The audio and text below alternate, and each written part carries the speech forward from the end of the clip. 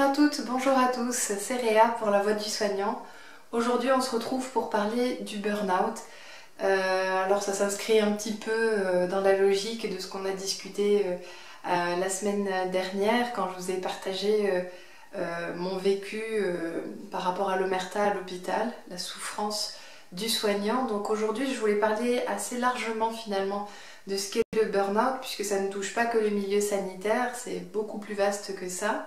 Mais disons que j'avais envie de voir un petit peu avec vous la définition et puis finalement qu'est-ce qui peut causer qu'on arrive au burn-out à tel point qu'on puisse mettre sa vie en jeu. C'est quelque chose, comme je vous l'ai dit dans ma première vidéo, que j'ai traversé et c'est vrai que je trouvais important d'en parler.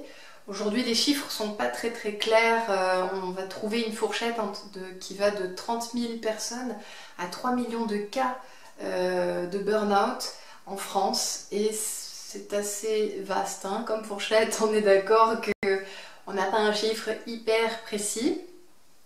Mais ça donne une idée aussi à quel point finalement on ne s'occupe pas de cette maladie. Je vous expliquerai vers la fin à quoi ça conduirait de reconnaître le burn-out en termes de maladie professionnelle et vous comprendrez pourquoi le chemin est peut-être un petit peu long. Donc en attendant, qu'est-ce que le burn-out? Comment on le définit et puis comment on le dissocie de la dépression? Parce que c'est pas la même chose, ça fonctionne pas de la même façon et ça n'arrive pas pour les mêmes raisons. Donc le burn-out, c'est vraiment donc très grave. On en arrive à un moment de craquage, de fatigue, d'un épuisement réel, physique, psychique, qu'il faut absolument prendre au sérieux. Et la raison pour laquelle le plus souvent le burn-out arrive, c'est connecté forcément au travail. Ça, c'est une des majeures différences avec la dépression, puisque dans la dépression, c'est un peu tous les secteurs de la vie qui sont touchés. Là, dans le cadre du burn-out, on est vraiment plus sur l'aspect travail. Et c'est là où se trouve le problème, c'est la façon dont on vit le travail. C'est-à-dire que le burn-out, il va découler de quoi? Il va découler du fait qu'une personne vit depuis trop longtemps d'une façon qui est totalement contraire à sa nature. C'est-à-dire que ça rejoint un petit peu ce que je vous partageais, l'analyse de Christophe Dejour la semaine dernière, où en fait il explique cette notion de souffrance éthique. Pour ceux qui n'ont pas vu la précédente vidéo, la souffrance éthique c'est quoi? C'est quand en fait la pression est tellement forte qu'on finit par céder parce qu'on n'a pas le temps, parce que la quantité est plus importante que la qualité du soin et qu'on finit par bâcler en fait ce qu'on doit faire, son travail, et donc on n'en tire aucune fierté, aucune joie, on en tire beaucoup de culpabilité, de honte. Et là, par rapport à ça, en fait, quand on fait un métier dans l'humain, ce que ça peut nous faire ressentir, c'est que du coup, on est de mauvais soignants et petit à petit, on s'enferme là-dedans. Le problème, c'est qu'on vit de façon contraire son travail. On n'est plus en accord avec son travail et la façon de le pratiquer. Et donc ça crée la souffrance éthique. C'est ça la souffrance éthique que Christophe Dejour présente dans le livre Omerta à l'hôpital. En fait, souvent ce qui va se passer, c'est que ça va prendre longtemps avant que la personne se rende compte qu'elle est dans la phase de burn-out.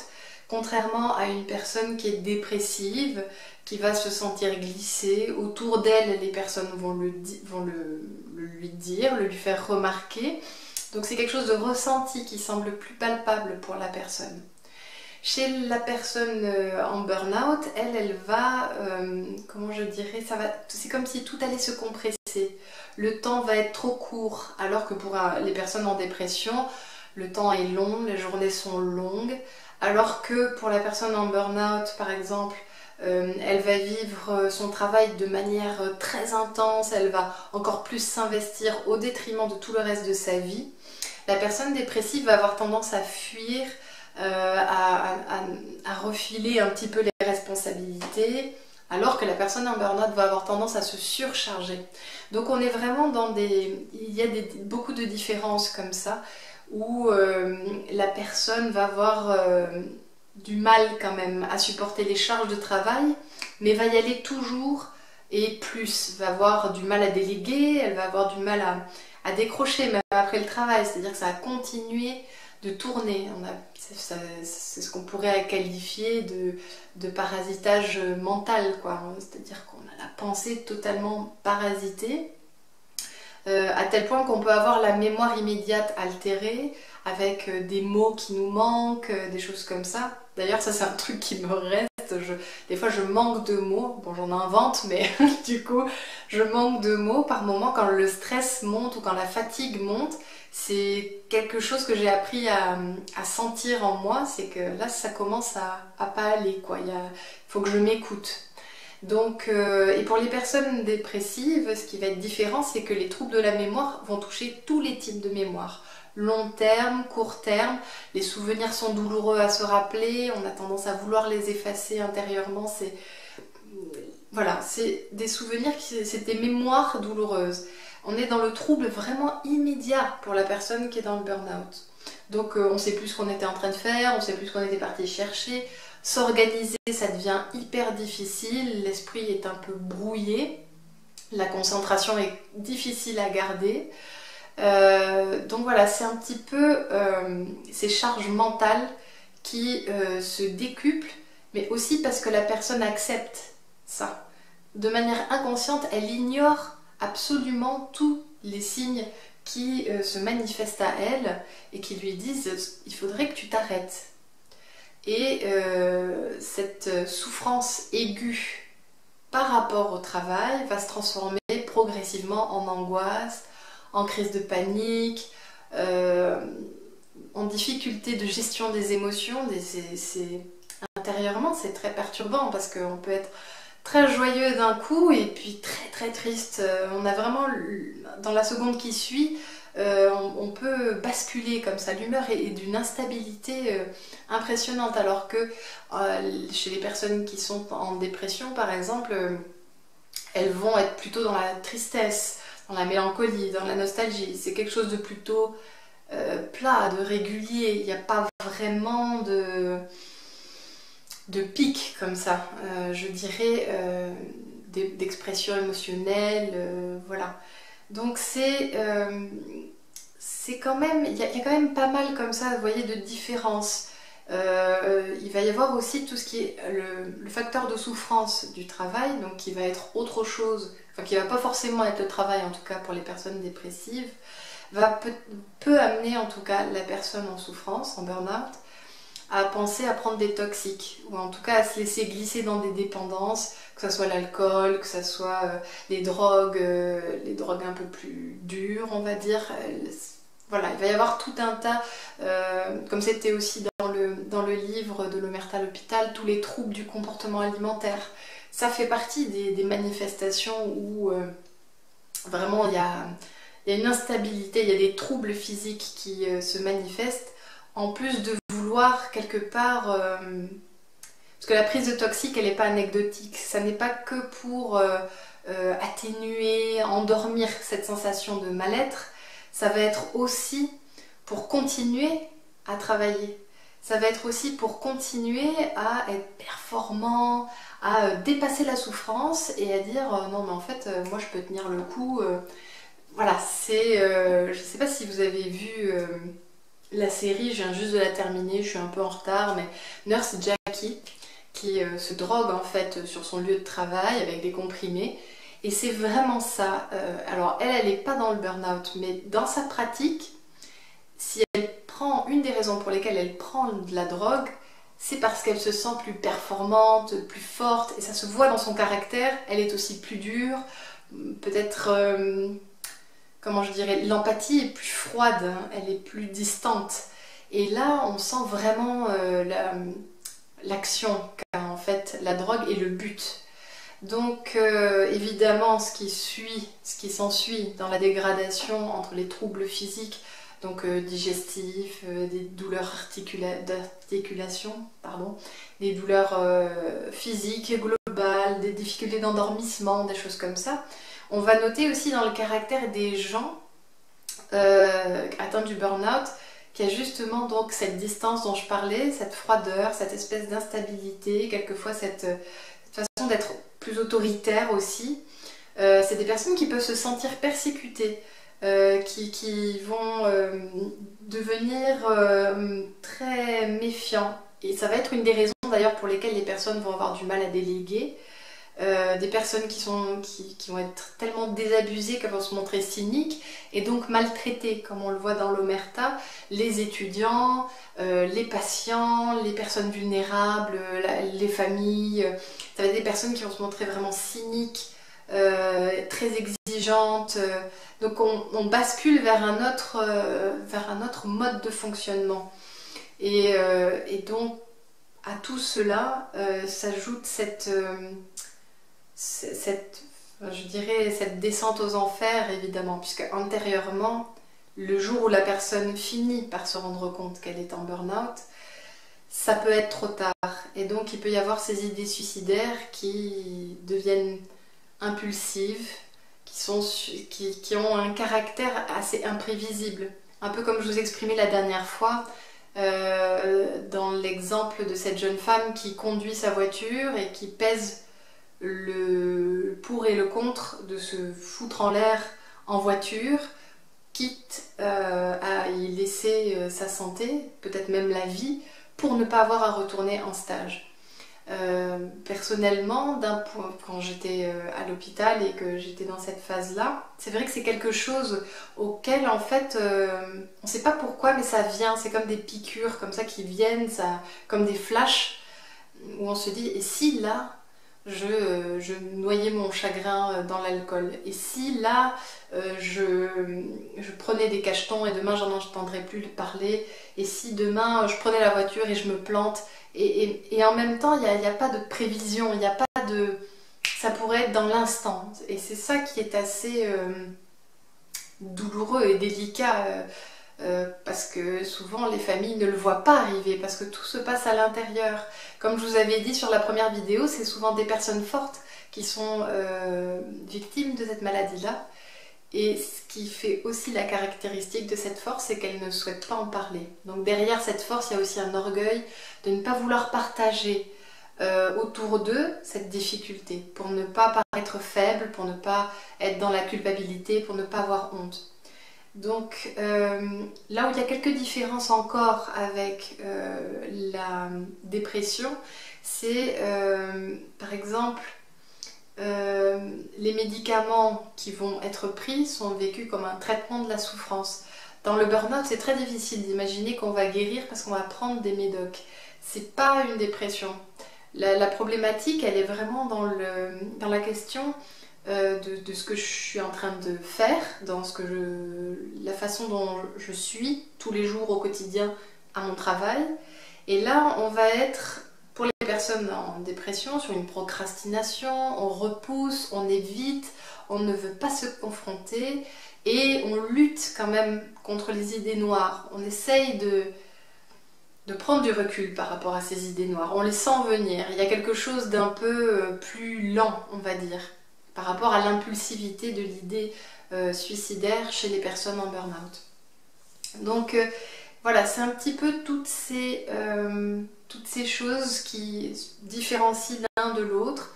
Et c'est vrai que si on devait résumer, le burn-out, c'est vraiment donc des manifestations de troubles qui sont devenues chroniques. Ça s'étale sur plusieurs mois, ça peut vraiment prendre une espèce de dimension vraiment assez impressionnante en quelques mois. On aura ignoré à peu près tous les symptômes, tous les signaux d'alarme que notre corps nous aura envoyés, que l'extérieur nous aura envoyés. Je sais pas, je fais une erreur dans un dosage, je fais une erreur dans ce que je suis en train de faire, ou alors dans la façon dont je suis avec les autres. Il y a un désespoir profond, il y a quelque chose qui plane comme ça dans l'ambiance en fait. On se sent pas bien et pourtant on continue de s'enfoncer. Il y a quelque chose de très paradoxal dans la sensibilité des personnes en burn-out. Et évidemment, donc la mémoire, les capacités de concentration n'en peuvent plus depuis longtemps. Hein. On arrive à un stade où clairement, au moment où on s'en rend compte, au moment où on commence à penser qu'il y a un problème et qu'on sort du déni, on se rend compte qu'on n'est plus capable de planifier pour l'avenir, à nous organiser pour atteindre un but, quelque chose qu'on s'est fixé. Et d'ailleurs, souvent, en fait, il n'y en a plus. Il n'y a plus de but. Et là, on arrive à ce qu'on pourrait appeler le stress ultime, finalement. Le signal ultime qu'il n'y a plus rien qui tient la route, qu'on perd les pédales, qu'on est dans une carcasse de bagnole et qu'il n'y a plus de roues et qu'on est en train de dévaler une pente à 180 et qu'on sait qu'on va prendre un arbre au bout de la route, quoi. Donc c'est très violent et ça va très vite. Et donc ce plongeon qui est quand même violent, c'est le stress qui le caractérise le plus, dans cette fatigue, dans cet épuisement, dans toujours être dans cette lutte, dans ce combat intérieur, on se lutte soi-même. En fait, c'est beaucoup de cortisol qui va être produit, c'est beaucoup d'adrénaline qui va être produit, et le système de défense immunitaire, il va plus trop bien comprendre ce qui se passe, et donc tout ce qui est des réactions inflammatoires, de l'immunité en tant que telle, tout va commencer à se dérégler sur le long terme. Et le souci, c'est que le fait d'être en lutte envers soi-même, ce stress-là, il a un pouvoir quand même qui peut abîmer notre corps. Et là, il y a un impact physique qui peut être vraiment dangereux, poussé, on va dire vraiment jusqu'au bout. C'est des inflammations, voilà, qui peuvent mener à des mécanismes internes qui vont, je sais pas moi, par exemple toucher la paroi vasculaire de nos vaisseaux et en fait ils vont être lésés. On le sait hein, que l'hypertension, le stress sont des facteurs très pesant dans le cas par exemple d'infarctus du myocarde parce que voilà, les parois sont abîmées et donc ça peut rompre, donc ça peut partir très très loin entre l'infarctus, l'attaque cérébrale. C'est vraiment quelque chose qu'il ne faut pas nier et j'ai envie de dire d'être vigilant, de ne pas oublier d'être vigilant par rapport à ses collègues. Parce que au-delà de l'infarctus, au-delà de l'AVC, on peut être pris en charge, mais il y a quand même ce risque de mort qui plane, qui est tellement, comme je le disais, dans une impulsivité qui peut se faire dans une réaction tellement imprévisible, que c'est important d'être attentif à ça. Ensuite, je vous dirais que du coup, comme le burn-out, c'est quelque chose qui est de l'ordre personnel, dans le sens où finalement le corps nous envoie un message qui est arrête-toi et questionne-toi sur ta vie parce que si tu continues comme ça, tu vas mourir. Et pourquoi faudrait se questionner sur sa vie? C'est la réponse finalement, la question est dans la réponse est dans la question. Ouh là là, je m'en mêle les pinceaux. C'est-à-dire que la personne qui vit trop longtemps dans la souffrance éthique, c'est-à-dire que ce qu'elle fait au travail est totalement contraire à qui elle est, au bout d'un moment, elle ne sait plus qui elle est, quelles sont ses valeurs, quels sont ses principes, et surtout, qu'est-ce qu'elle veut être, qui est-ce qu'elle veut être, comment elle veut évoluer. Et c'est là que la clé se fait, c'est-à-dire qu'il y a d'abord évidemment à opérer une prise de conscience fondamentale, de dire je suis malade, j'ai un problème et ça ne va pas et j'ai besoin d'aide. Mais avant même d'arriver à l'idée d'aller demander de l'aide, déjà la prise de conscience, sortir du déni, ça c'est hyper important de ne plus être dans la négation de ce que l'on vit. Et puis ensuite il y a le changement de comportement, parce que c'est ça qui va être en fait le tremplin pour sortir du burn-out. C'est le changement de comportement pour que la personne puisse recommencer à vivre intérieurement, selon ses convictions intérieures, comme elle est censée en fait le faire tous les jours, comme n'importe qui qui va au travail, qui fait son travail parce qu'elle l'aime bien, même s'il y a des contraintes et que c'est pas peut-être le paradis, mais qu'en tout cas elle s'y retrouve, elle sait pourquoi elle le fait, elle s'en souvient. Ici, la personne qui est en burn-out, si elle veut, une fois qu'elle a pris conscience de son problème, si elle veut avancer, quand je parlais dans la première vidéo que c'est un travail intérieur et que c'est vraiment un changement profond à l'intérieur, c'est de ça que je parlais. La personne, elle doit pouvoir répondre à des questions qui la concernent, qu'elle apprenne à répondre à la question « Qui est-ce que je veux être ? À quoi j'ai envie que mon travail ressemble ? De quoi j'ai vraiment besoin pour pouvoir avancer et qu'est-ce qui finalement me motive à faire ce métier ? Si je ne m'y retrouve pas, et alors là, c'est la suite d'un travail qui s'enclenche, mais je dirais que ce qui est le plus important, c'est de remettre à jour la valeur de ce que l'on fait à la hauteur de l'accord qu'on a avec ces valeurs, de l'accord qu'on a avec soi-même. Je suis en accord avec moi-même quand je fais ça. Si je ne suis pas en accord avec moi-même avec ce que je fais, alors c'est là qu'on commence à se couper de qui on est et finalement qu'on enclenche en fait un cercle vicieux dans lequel on peut vraiment se faire énormément de mal. Donc il y a cette première chose d'être en accord avec soi, avec ses valeurs, avec ses principes concernant le travail, puisqu'on parle surtout de cette souffrance aiguë au travail, et d'arriver à répondre à la question « Qui est-ce que je veux être ?»